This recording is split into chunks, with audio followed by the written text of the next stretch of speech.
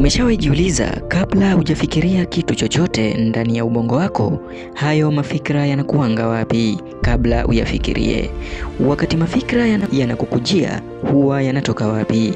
Nikola Tesla alisema, ubongo wa mwanadamu huwa hautengenezi mafikra. Kulingana na Nikola Tesla, mafikra yako haikuanzia ndani ya ubongo wako mwanzo. Kama yangekuwa yanaanzia ndani ya ubongo wako, ungeyajua kitambo.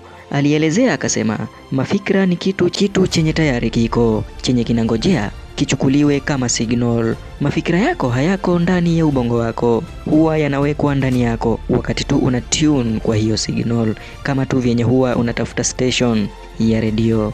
Tesla alisema maarifa yake hakuyasoma kwa kitabu, yalijileta ndani yake kwa mpangilio kabla hajayaandika chini. Ilikuwa mojawapo ya ancient knowledge yenye iliingia ndani yake kama mafikra yenye ni kweli yalikuwa ya ukweli.